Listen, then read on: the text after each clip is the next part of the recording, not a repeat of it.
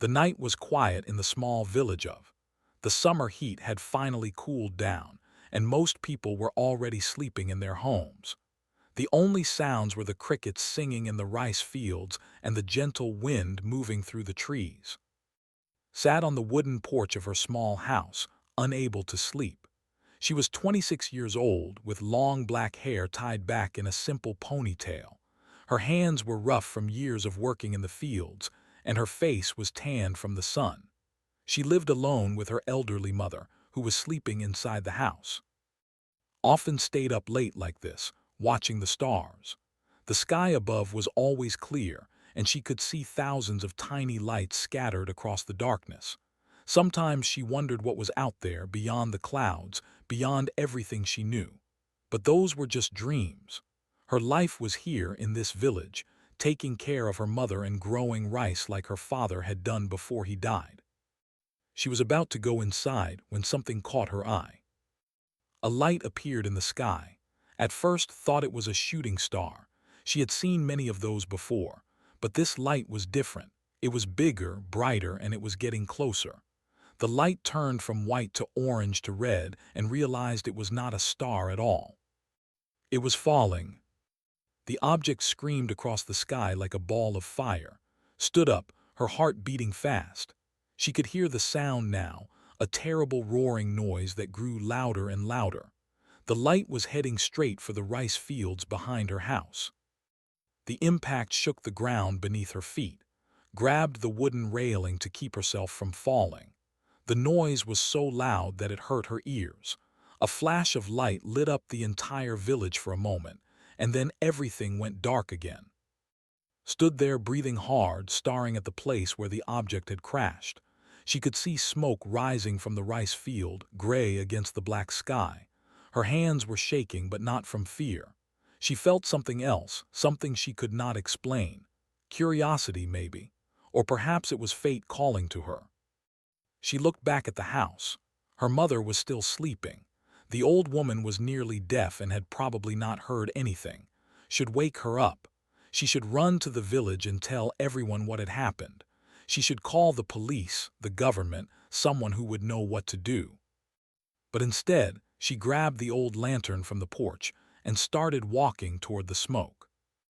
The rice field was ruined.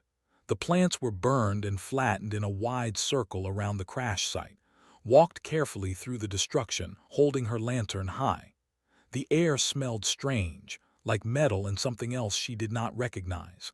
As she got closer, she could see the object more clearly. It was not a meteor. It was not a piece of a satellite. It was something else entirely. The object was shaped like a boat, but it was made of metal that seemed to glow faintly in the darkness.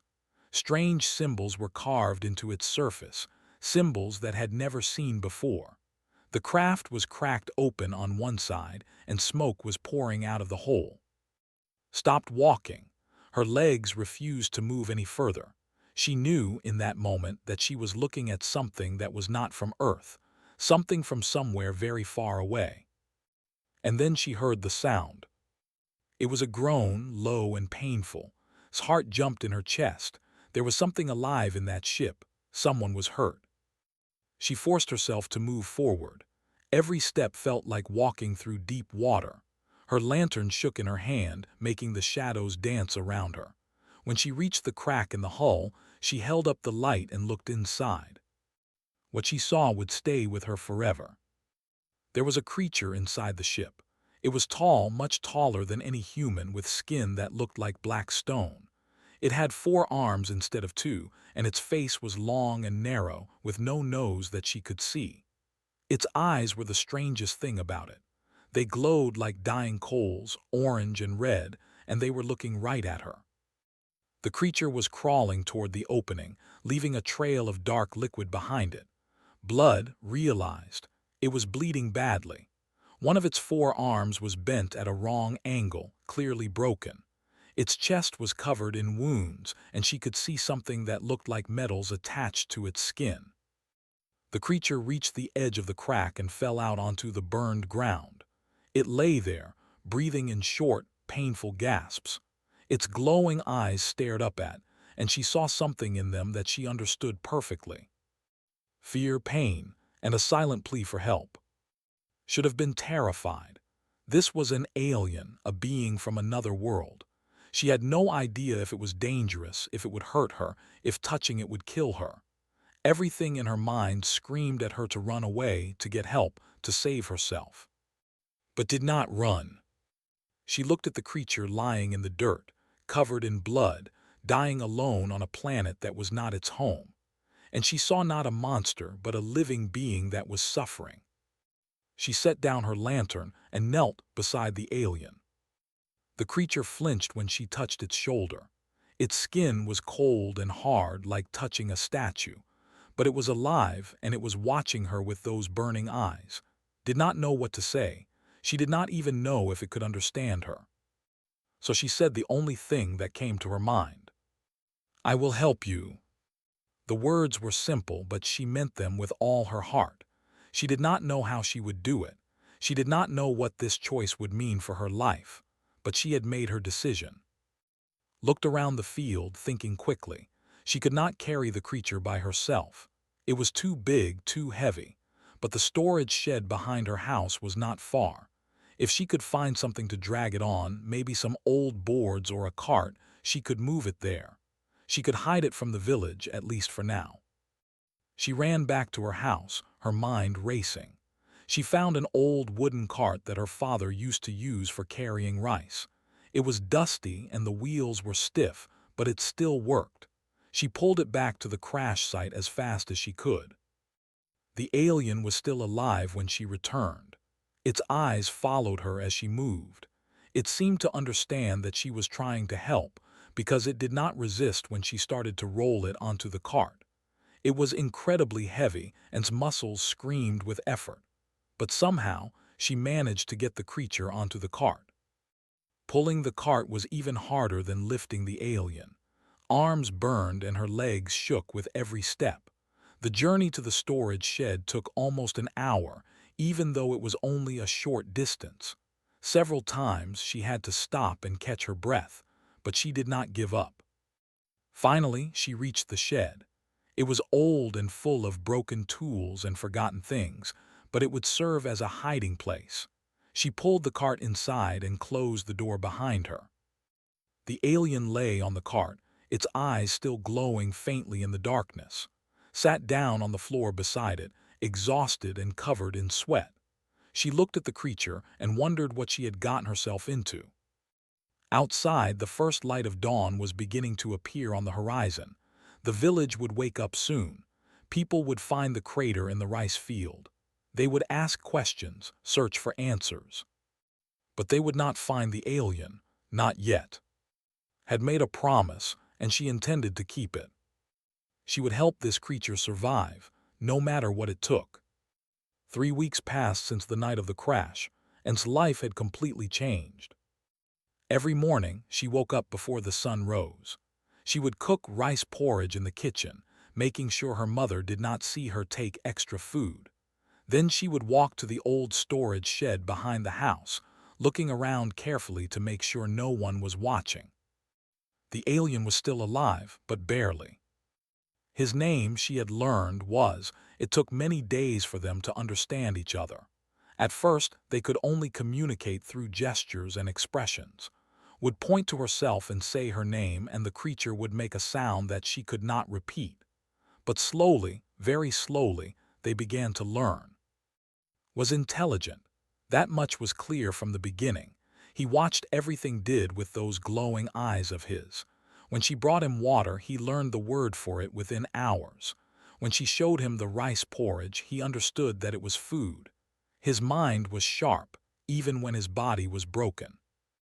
The first week was the hardest. His wounds were deep and strange. The dark liquid that came from his body was his blood, but it was nothing like human blood. It was thick and cold, and it smelled like metal. Did not know how to treat wounds like his. She only knew the old remedies that her grandmother had taught her, the same ones used for cuts and bruises from working in the fields. She cleaned his wounds with boiled water and wrapped them with clean cloth. She made paste from herbs and applied it to the places where his skin was torn. She did not know if any of it would help, but she did it anyway. Every night, she would sit beside him and change his bandages, talking to him softly even though he could not understand her words. Never complained. Even when the pain must have been terrible, he stayed quiet. Sometimes he would close his eyes and breathe deeply and could see his 4 hands gripping the floor beneath him, but he never made a sound. By the second week, could see that he was getting better. His wounds were closing, slowly but surely. The strange symbols on his skin, which she had first thought were medals, turned out to be scars. They were marks of honor, she would later learn, given to warriors who had proven themselves in battle. Was a soldier. That much was obvious from the way he held himself, even when he was too weak to stand. There was a discipline in him, a strength that went beyond his physical body. And there was the weapon. When first found him, one of his 4 hands had been clutching something. It was a device made of the same strange metal as his ship, covered in glowing symbols. It was clearly a weapon of some kind, though did not know how it worked. She had left it in the corner of the shed, afraid to touch it. But never reached for it. He never tried to threaten her or use it against her. Instead, he seemed grateful in his own quiet way for everything she did. Their communication improved day by day. Learned Korean faster than could believe. By the end of the second week, he could speak simple sentences. His voice was deep and rough, like stones grinding together, but the words were clear. He said one evening, as she was changing his bandages, "Why?" She looked up at him, confused. "Why what?" "Why help me?" he asked. His glowing eyes studied her face. "I am not your kind, you do not know me. Why do you help?" Thought about the question for a long moment. It was a good question, one that she had asked herself many times since that first night. She could have let him die. She could have called the authorities and let them handle everything. Her life would have been so much simpler. But she had not done those things. She had chosen to help a stranger, a being from another world, for no reason except that he was suffering. "Because you needed help," she said finally. "That is all. You were hurt and I could help, so I helped." Stared at her for a long time. Something changed in his eyes, something that could not quite understand. It was almost like surprise, but deeper than that. Like he had never heard such a simple answer before. "My people," he said slowly, "we do not help strangers, we help our own. Our tribe, our nation, our soldiers, but strangers." He shook his head. "Strangers are dangers, enemies." Smiled sadly. "My people can be the same," she admitted. "Not everyone would have helped you, but I could not just leave you there to die. That is not who I am." Nodded slowly, as if he was beginning to understand something important. By the third week, was strong enough to sit up on his own. He told about himself, speaking slowly in his rough voice. He was a commander in a military force called the. His people had been fighting a war for centuries, a war that stretched across galaxies and involved species that could not even imagine. His ship had been attacked during a patrol mission. He was supposed to meet his soldiers at a certain point, but the enemy had been waiting for them. His ship was damaged badly, and he had crashed here, on this small blue planet that his people's maps did not even show. "I should be dead," said. "When I crashed, I knew I would die, alone on an unknown world far from my people. But then," he looked at with those burning eyes, "you came." Felt her face grow warm. "I did what anyone would do," she said. "No," replied firmly. "Not anyone, you, only you." But despite his improving strength, something was wrong. Could see it in the way he moved, in the way his breath sometimes caught in his chest. His wounds were healing on the outside, but inside something was still broken. One night began to shake. His body trembled violently, and his skin grew even colder than usual. A fever, realized, though she did not know if aliens could get fevers. She wrapped him in all the blankets she could find, but it did not help. His eyes flickered, and his 4 hands grabbed at the air as if searching for something that was not there. Shouted, holding his face in her hands, "What is wrong? What can I do?" His eyes focused on her for just a moment. "Poison," he gasped. "The weapon that hit my ship.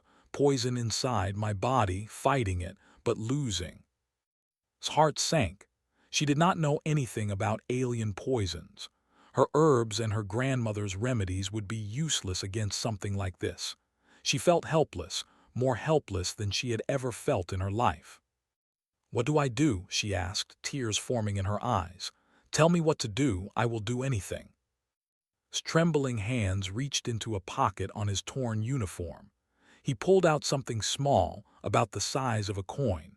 It was made of the same metal as his ship, and it had symbols carved into its surface. "This," he said, his voice barely a whisper. "Signal, device, press the center, it will.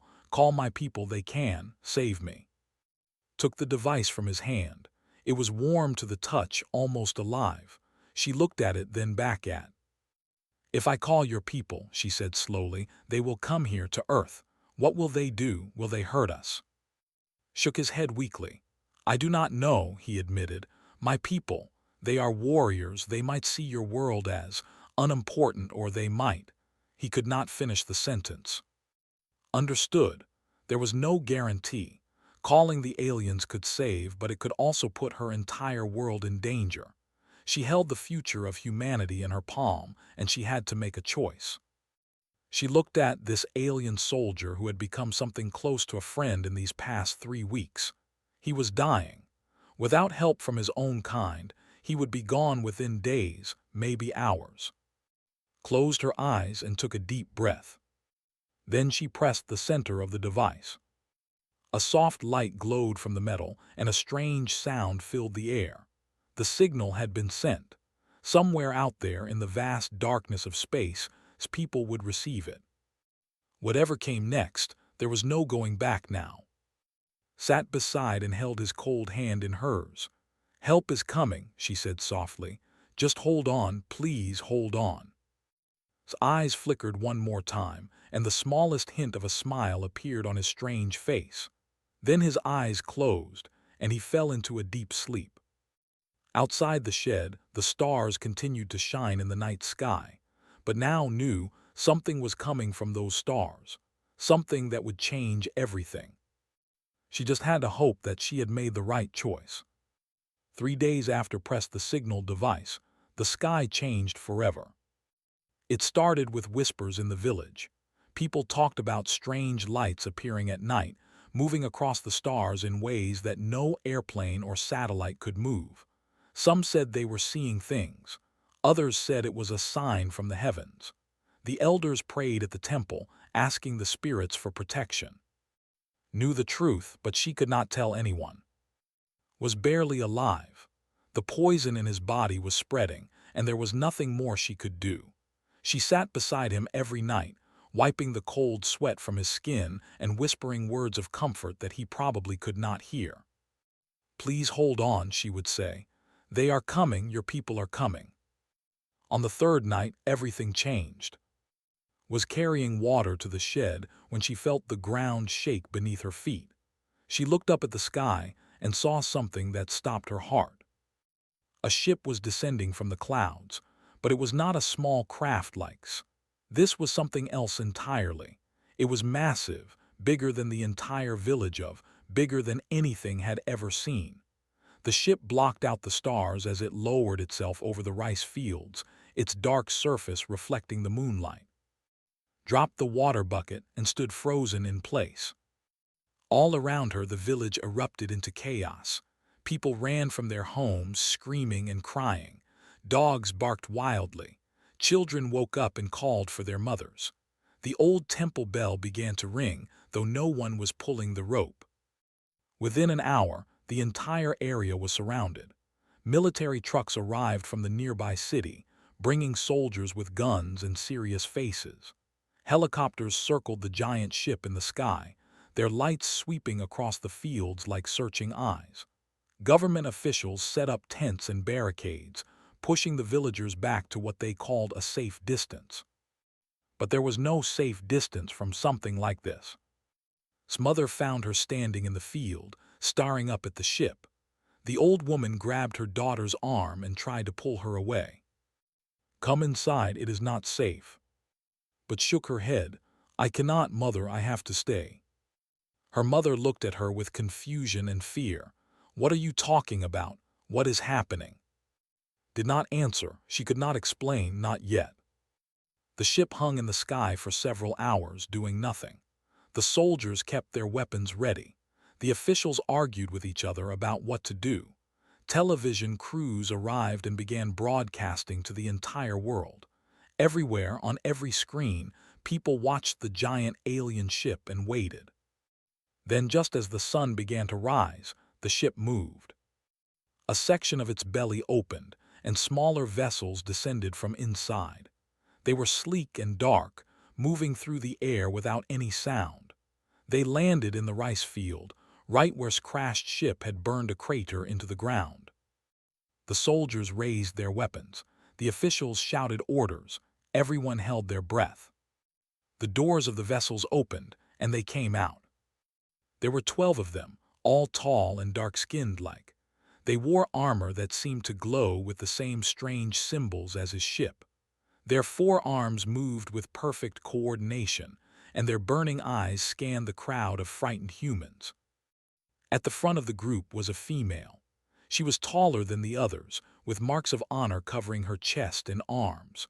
Her eyes burned brighter than the rest, and there was an authority in the way she stood that made everyone fall silent. She stepped forward and spoke in a voice that somehow everyone could understand, as if the words were being translated directly into their minds. "I am commander of the Empire. We have received a distress signal from this location. One of our soldiers has crashed on your world. We have come to retrieve him." No one dared to respond. The soldiers held their guns with shaking hands. The officials looked at each other, too afraid to speak. Commander's burning eyes swept across the crowd. Where is Commander? Where is the human who saved his life? Silence. Felt her heart pounding so hard that she thought it might burst from her chest. She knew she had to step forward. She knew she was the one they were looking for, but her legs felt like they were made of stone. Then she thought of, lying in the shed, dying from the poison in his veins. She thought of the promise she had made to help him. She thought of everything she had done over the past 3 weeks. She had come too far to be afraid now. Stepped forward, pushing past the soldiers and the barricades. People gasped and shouted at her to stop, but she did not listen. She walked across the burned field until she stood directly in front of Commander. The alien was at least 3 feet taller than her, had to look up to meet those burning eyes, but she did not look away. "I am," she said, her voice steady despite her fear. "I saved your soldier. He is in my shed behind my house. He is very sick. The poison. He said there was poison." Commander stared down at her. The other moved closer, their 4 hands ready to grab weapons at any moment, but raised one of her hands and they all stopped. "You saved a commander," said slowly. "You, a creature from an unknown world, a species we have never encountered. Why would you do such a thing?" Thought about the question. It was the same question had asked her, and she gave the same answer.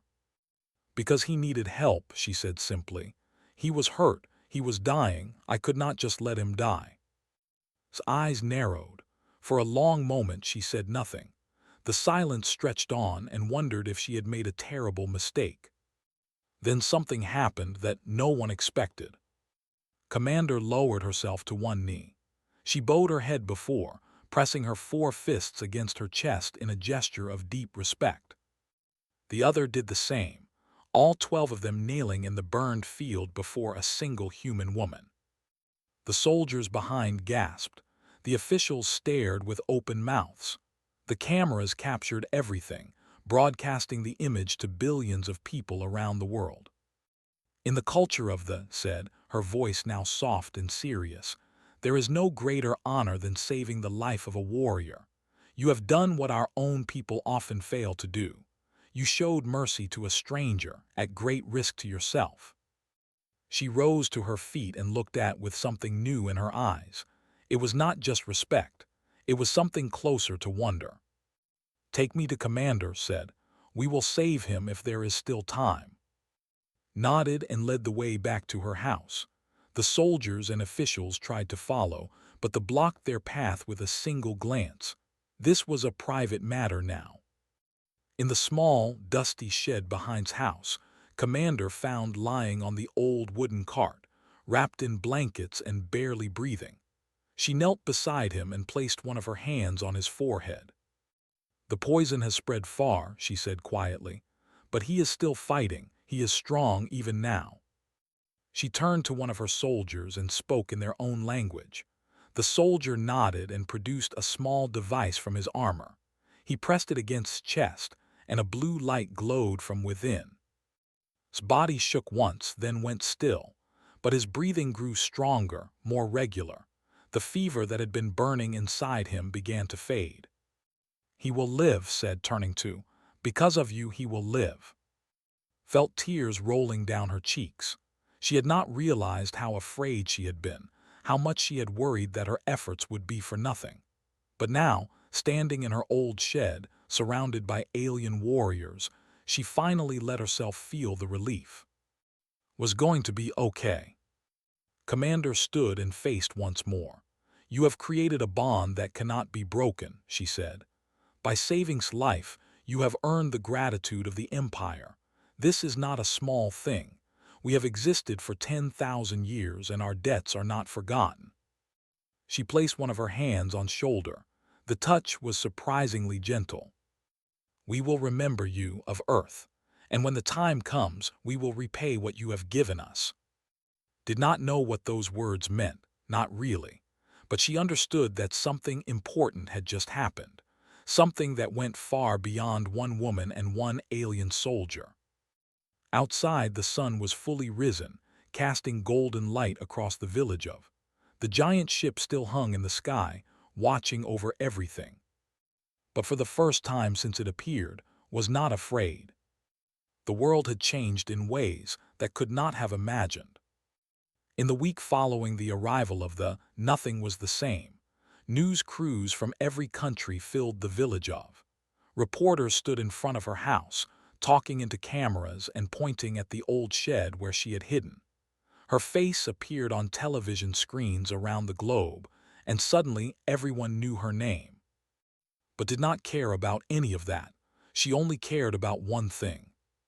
Was alive. The medical technology was far beyond anything on Earth. Within days, the poison that had been killing him was completely removed from his body. His wounds healed faster than any human could recover. And when he finally opened his eyes and stood on his own 4 feet, felt a happiness that she had never known before. She was sitting outside the large tent that they had set up for his recovery when he came out to find her.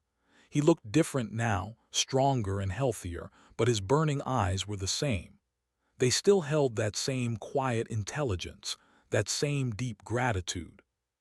He said, his voice no longer weak and broken, "I need to speak with you." She stood up and followed him away from the tent, to a quiet corner of the field where they could talk alone. The giant ship still hung in the sky above them, a constant reminder that everything had changed. Turned to face her. He was so tall that she had to look up to see his face, but somehow he did not seem frightening anymore. He seemed like a friend. "I remember everything," he said slowly. "The crash, the pain, and you coming to me in the darkness, choosing to help when you had every reason to be afraid." Shrugged, feeling embarrassed. "I just did what I thought was right." "No," said firmly. "You did much more than that." He lowered himself until his eyes were level with hers, kneeling on the ground before her. "In my culture, there is a word for what you did. We call it the bond of life. When one warrior saves another from death, a connection is created that can never be broken. The one who was saved owes everything to the one who saved them." Frowned. "You do not owe me anything. I did not help you because I wanted something in return." "I know," replied. "That is what makes your action so rare, so precious." He reached out with one of his 4 hands and took hers gently. "Among my people, the bond of life is the highest honor that can exist between 2 beings. It is more important than rank, more important than family, more important than anything. He pressed his forehead against her hands, a gesture that somehow understood was deeply meaningful. "You gave me my life," he said. "By the laws of my people, I owe you everything that I am, my strength, my service, my loyalty. From this moment until my final breath, I am bound to you of Earth." Did not know what to say. She had never wanted anything like this. She had only wanted to help someone who was suffering. But looking at his face, seeing the seriousness in his burning eyes, she understood that this was not something she could refuse. "I accept," she said softly, "not as a debt but as a friendship. Is that okay?" His face changed. It was not quite a smile, because his species did not smile the way humans did.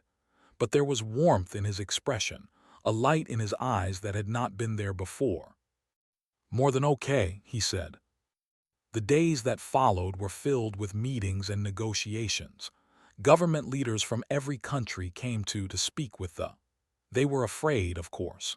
Humans had always feared what they did not understand, but Commander and her soldiers were patient.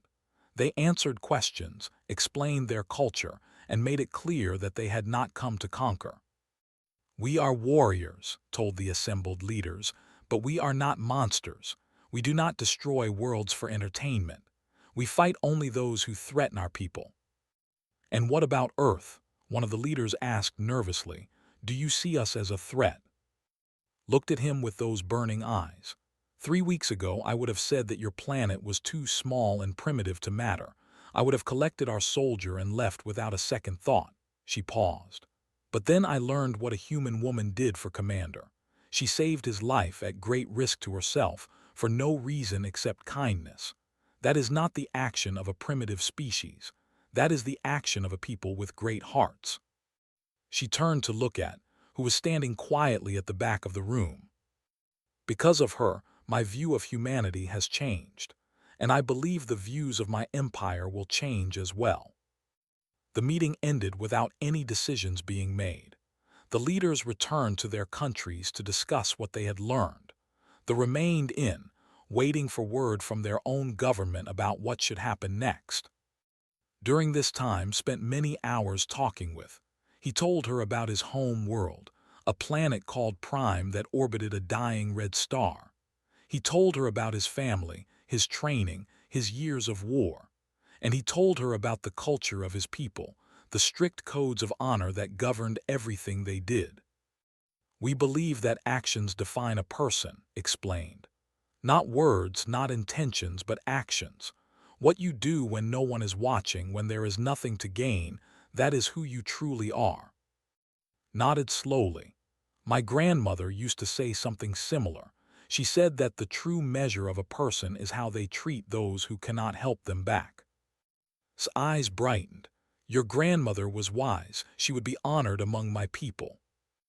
As the days passed, news of what had happened spread far beyond Earth. They sent messages to their empire, reporting everything they had witnessed. And when those messages reached the High Council that governed all worlds, something remarkable happened. The council called an emergency meeting to discuss the small blue planet and the woman who had saved one of their commanders. "I have received word from my government," Commander told one morning. "The High Council has been debating for 3 days straight. What you did has caused quite a stir among our people." Felt her stomach tighten with worry. "Is that bad?" Shook her head. "It is complicated. Some on the council believe that humans are too primitive to be worthy of our attention. They want us to leave and forget this world ever existed." She paused. "But others, including myself and Commander, believe differently. We believe that humanity has shown something special, something that our empire, for all its power, often lacks." "What is that?" asked. "Compassion for strangers," replied. "The willingness to help without expecting anything in return. Among the such things are rare. We help our own, but we are suspicious of outsiders. We fight to survive, and survival leaves little room for kindness." She placed one of her hands on shoulder. "You have reminded us of something we forgot long ago. That strength is not just about power. it is also about the courage to be kind. 3 days later, the decision came. Found in the field behind her house, staring up at the giant ship in the sky, he walked up beside her and stood in silence for a moment. "The council has made their choice," he said finally. Turned to look at him, and his face was unreadable. "They have decided to honor you in a way that has never been done before in the history of our empire."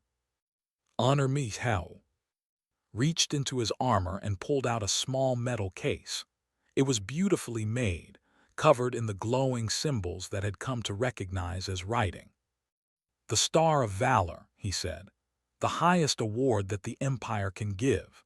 In 10,000 years, it has only been awarded to the greatest heroes of our civilization, warriors who have changed the course of history, leaders who have saved entire worlds."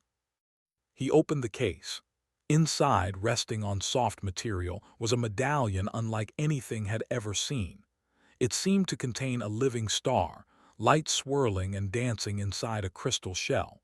It was beautiful and somehow warm, as if it held the heat of a distant sun. "No outsider has ever received this award," continued. "You will be the first. The ceremony will be held here on your world so that all of humanity can witness it." Stared at the medallion, her eyes wide. I do not deserve this. I only did what anyone would do." Closed the case and looked at her with those burning eyes. "That is exactly why you deserve it," he said. "Because you do not think you do. Because you believe that kindness should be normal, not extraordinary." He paused. "Among my people, kindness to strangers is extraordinary. You have shown us what it could be like if it were normal." Felt tears forming in her eyes. She did not know what to say. "The ceremony will be in 3 days," said. "Representatives from 100 worlds will attend. It will be the most important event in the history of your planet." He placed his hand on her shoulder, the same gesture of friendship he had shown many times before. "And when it is over," he said, "everything will be different. For you, for your people, for the entire galaxy." Looked up at the stars, wondering what the future would hold. She had started as a simple farmer's daughter, caring for her mother and growing rice. Now she was about to be honored by an empire that spanned the stars. She did not know if she was ready for what came next, but she knew one thing for certain. She had made the right choice that night in the rice field, when she saw a dying stranger and decided to help. And that choice had changed everything. The morning of the ceremony arrived with clear skies and warm sunlight. Woke up before dawn, her heart beating fast with a mixture of excitement and fear. This was the day that would change everything, not just for her, but for all of humanity. Her mother helped her dress in the finest hanbok they could find. It had belonged to his grandmother, a beautiful garment of deep blue and white, with delicate patterns sewn along the edges. Her mother's old hands shook as she tied the ribbons, but her eyes were filled with pride. "I do not understand everything that has happened," her mother said softly. "These creatures from the sky, all these important people coming to our little village, but I know one thing for certain." She cups face in her wrinkled hands. "My daughter has a good heart. Whatever comes next, I am proud of you." Hugged her mother tightly, feeling tears in her eyes. "Thank you, Mother, for everything." When she stepped outside, the village had been transformed. The burned rice field, where ship had crashed all those weeks ago, was now covered with a massive stage made of metal that seemed to glow in the morning light. Thousands of chairs had been set up around it, and those chairs were already filling with people. World leaders sat in the front rows, presidents and prime ministers from every nation on Earth. Behind them were scientists, military commanders, and religious leaders. And behind them, stretching back as far as could see, were ordinary people. Farmers and factory workers, teachers and students, families with children, elderly couples holding hands. They had come from all over the world to witness this moment. But the humans were not the only ones present. Ships had been descending from the sky all morning, each one carrying representatives from different worlds. There were hundreds of them now, standing in perfect rows on one side of the stage. Their dark skin and burning eyes made them look like an army of shadows, but no longer felt afraid when she looked at them. She knew now that they were not so different from humans. They had families, hopes, dreams. They laughed and cried and loved, just like anyone else. Commander met at the edge of the stage. The tall alien was dressed in full ceremonial armor, more beautiful and decorated than anything had seen before. Symbols of honor covered her chest, and a cape of dark material flowed from her shoulders. "Are you ready?" asked. Took a deep breath. "I think so." Placed one of her hands on shoulder. "I have led armies into battle," she said quietly. "I have faced enemies that would make most beings run in terror, but I do not think I could do what you are about to do, standing before the eyes of two civilizations, accepting an honor that you never asked for." She paused. "You are braver than you know of Earth." Managed a small smile. "Or maybe I am just too scared to run away." Made a sound that might have been a laugh. "Sometimes that is the same thing." The ceremony began at noon, when the sun was at its highest point. Commander walked to the center of the stage and raised her four arms, signaling for silence. The crowd, both human and fell quiet immediately. "We gather here today," announced, her voice carrying across the entire field, "to witness something that has never happened before in the history of the Empire. For 10,000 years, we have traveled the stars, building our civilization and fighting to protect it. We have met many species along the way, some friends and some enemies, but never in all that time have we given our highest honor to an outsider." She turned and gestured toward the back of the stage, where was standing. 3 weeks ago, Commander of the Third Fleet crashed on this world. He was wounded, poisoned, and dying. By all the laws of the universe, he should have perished alone on this unknown planet, forgotten and unmourned. Stepped forward, no longer the broken creature that had found in her field. He stood tall and proud, his armor gleaming, his burning eyes bright. He looked like what he was, a hero, a leader, a warrior. "But he did not die," continued, "because a human woman found him. A simple farmer's daughter with no weapons, no advanced technology, no reason to help a creature she had never seen before. And instead of running, instead of leaving him to his fate, she chose to save his life." The crowd murmured with emotion, could see people wiping tears from their eyes, both human and alike. Raised her hand for silence again. "In our culture, there is no greater act than saving a life. It creates a bond that transcends all boundaries, all differences, all conflicts. Of Earth did not know this when she helped Commander. She did not expect any reward. She simply saw someone suffering and chose to help."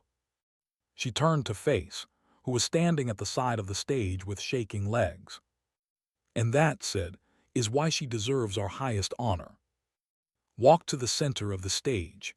Every step felt like walking through water. She could feel the eyes of billions upon her, watching through cameras that broadcast this moment to every corner of the world. But she kept her head high and her back straight, just as her mother had taught her. Met her in the center of the stage. He was holding the metal case that contained the Star of Valor, and his burning eyes were soft with emotion. He said, loud enough for everyone to hear, "When I crashed on your world, I expected death. I expected darkness and pain and an end to everything I had ever known.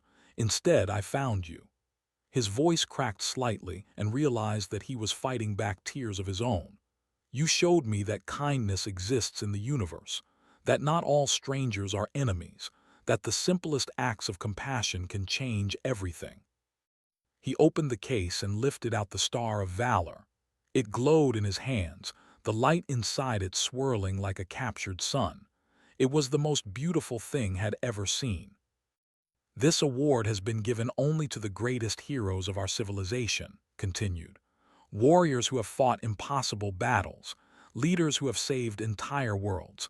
But today, it goes to someone who did none of those things." He paused, looking into his eyes. "Today, it goes to someone who simply chose to be kind." He placed the Star of Valor in her hands. It was warm against her skin, almost alive, and she felt a strange sensation spread through her body. It was like being embraced by light itself. "By the authority of the High Council," announced, "I present the Star of Valor to of Earth. May her name be remembered forever as a symbol of what humanity can be." The crowd erupted in cheers.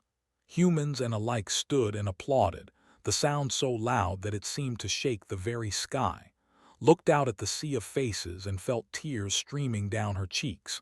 She had never imagined that her life would lead to this moment. She had never dreamed that a simple act of kindness could matter so much. But it did matter. It mattered more than anything. After the ceremony, as the crowd slowly departed and the ships began to return to the sky, found herself standing alone in the rice field. The Star of Valor hung around her neck on a chain of silver light, a constant reminder of everything that had happened. Found her there, watching the sunset paint the sky in shades of orange and gold. "What happens now?" asked quietly. Stood beside her, his 4 arms folded behind his back. "Now everything changes," he said. "The Empire will offer technology and knowledge to your people. Medicine, energy, space travel. In exchange, we hope to learn from you as well, to remember what we forgot about kindness and compassion." He turned to look at her. "And I will return to my duties eventually, but I will come back, whenever I can. The bond of life is not something that fades with distance or time." Smiled, "I would like that." They stood in silence for a while, watching the stars appear one by one in the darkening sky. "I used to look at those stars and wonder what was out there," said softly. "Now I know, and it is more wonderful and more terrifying than I ever imagined." Nodded slowly. "The universe is vast and dangerous, but it is also full of beauty and wonder and beings who are capable of extraordinary things." He looked at her, and there was something like affection in his burning eyes. "Beings like you." In the years that followed, Story spread far beyond Earth. It traveled across the galaxy, carried by ships to 1,000 different worlds.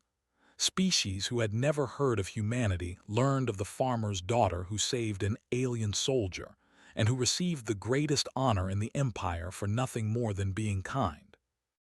And on Prime, in the Hall of Heroes where the greatest warriors of all time were remembered, a new portrait was hung. It showed a young Korean woman in a traditional hanbok, the Star of Valor gleaming at her chest, her eyes filled with quiet strength. Beneath the portrait, an inscription was carved in 100 different languages, so that any being who visited could understand its message. It said simply, "She taught us that true strength is not in conquest but in compassion." And somewhere on Earth, in a small village that had become famous throughout the galaxy, an old woman worked in her rice field as she had done all her life. But now, when she looked up at the stars, she did not see mystery and fear. She saw friends. She saw hope. And she knew that her simple choice, on that quiet night so long ago, had changed the fate of worlds.